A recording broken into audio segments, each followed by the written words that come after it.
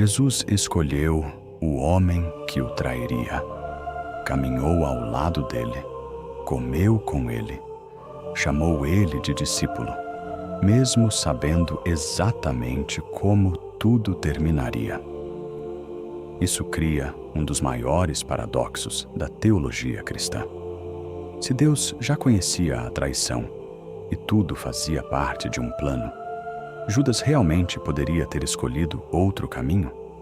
Essa pergunta coloca em conflito uma das ideias mais importantes do cristianismo: o livre-arbítrio. Porque se Judas era completamente livre, existia a possibilidade de nunca trair Jesus. Mas, se isso acontecesse, como se cumpriria a crucificação?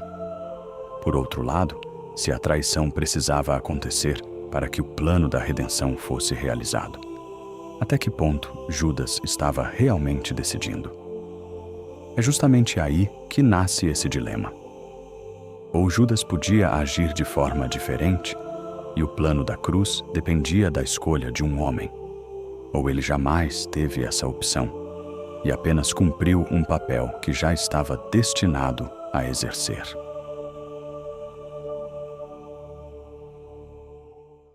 Judas Iscariotes provavelmente nasceu em Queriote, uma cidade da Judéia. Se essa identificação estiver correta, era o único entre os 12 discípulos que não vinha da Galileia. Esse detalhe é importante porque a Judéia era o centro político e religioso de Israel, além da região onde a presença romana era mais intensa. Foi nesse ambiente que cresceu a expectativa pela chegada de um Messias, capaz de libertar o povo judeu.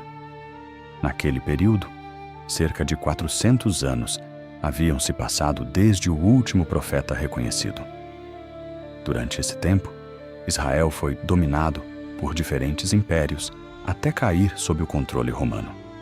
A expectativa pelo Messias não diminuía. Pelo contrário, tornava-se cada vez maior. A maioria do povo aguardava um líder semelhante ao rei Davi, capaz de enfrentar Roma e restaurar a independência de Israel. A ideia de um mestre que pregasse o amor aos inimigos estava muito distante daquilo que muitos esperavam. Foi nesse cenário que Judas passou a seguir Jesus.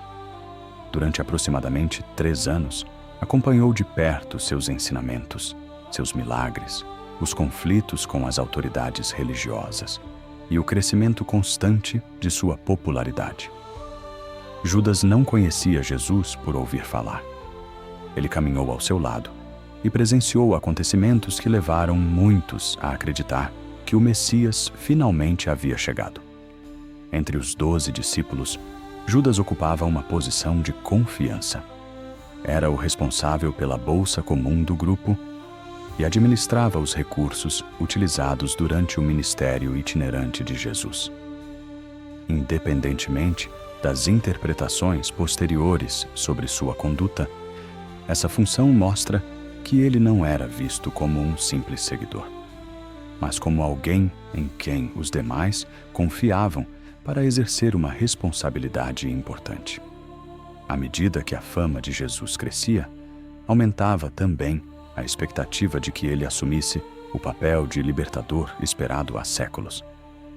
A entrada em Jerusalém durante a Páscoa parecia reunir todas as condições para isso.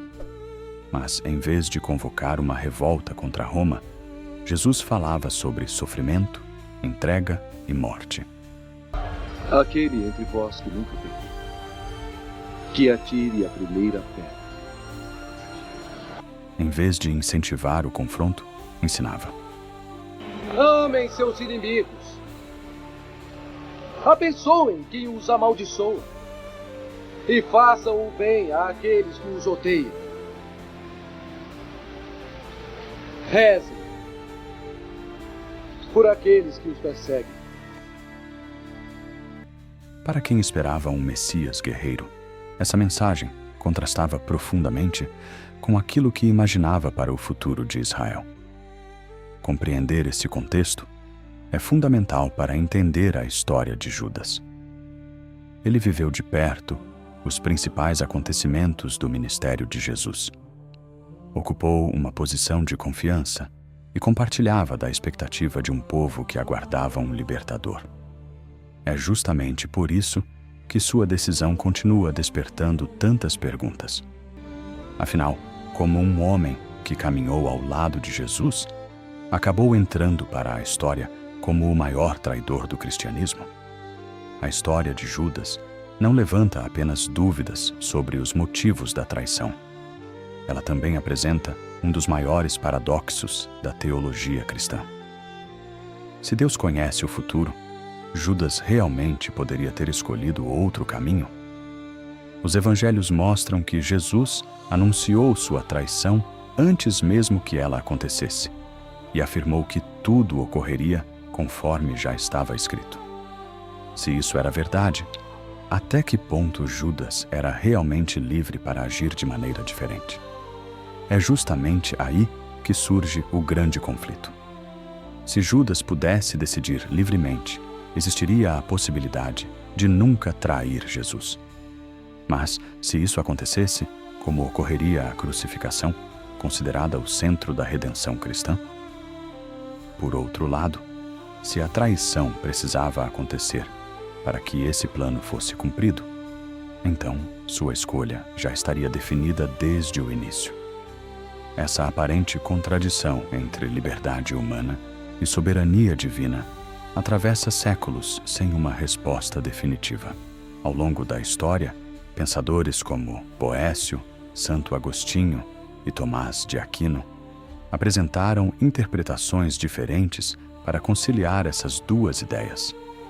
Embora seguissem caminhos distintos, todos buscavam responder à mesma pergunta: como Deus pode conhecer o futuro sem eliminar a responsabilidade das pessoas por suas escolhas?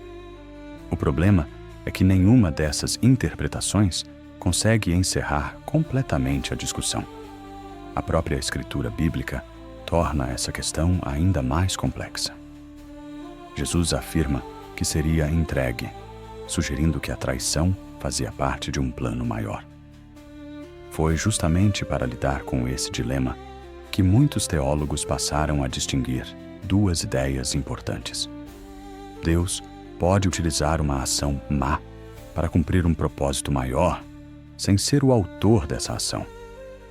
Nessa interpretação, Judas continua responsável por sua decisão, enquanto Deus conduz as consequências desse ato para realizar um propósito que vai além da compreensão humana.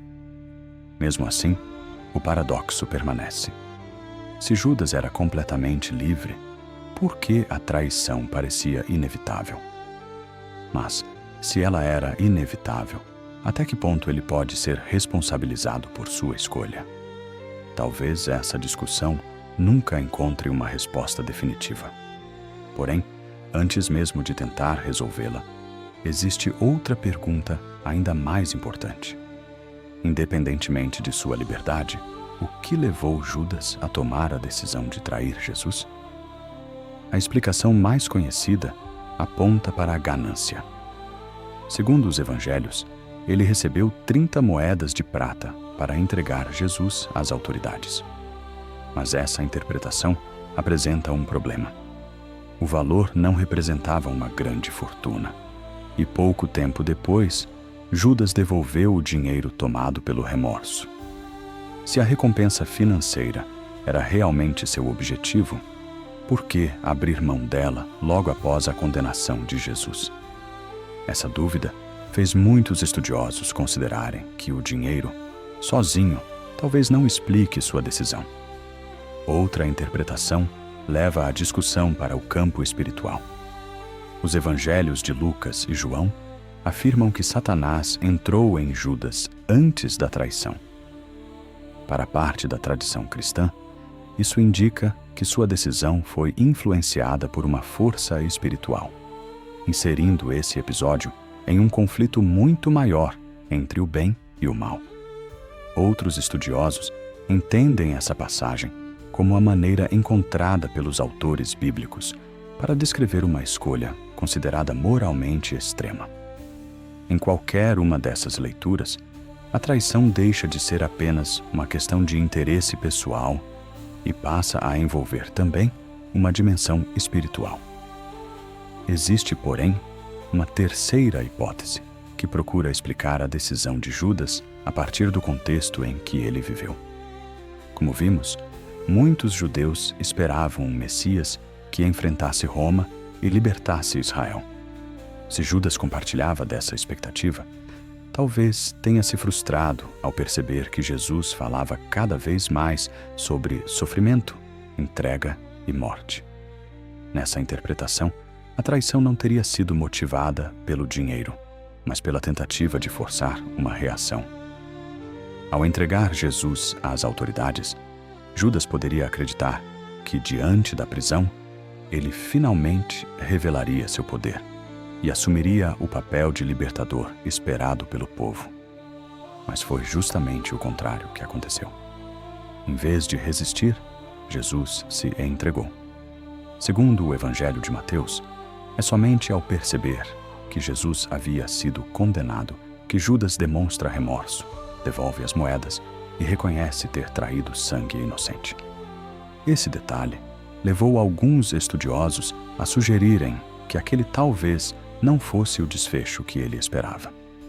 Essa hipótese não transforma Judas em herói, nem elimina sua responsabilidade, mas apresenta um personagem muito mais complexo do que a imagem de alguém movido apenas pela ganância.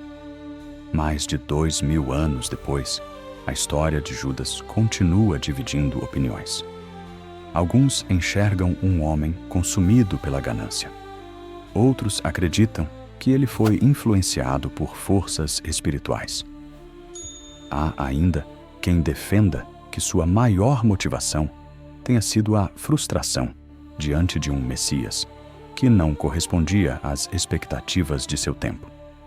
Nenhuma dessas interpretações elimina completamente o mistério que envolve sua decisão. Talvez a maior pergunta nunca tenha sido por que Judas traiu Jesus.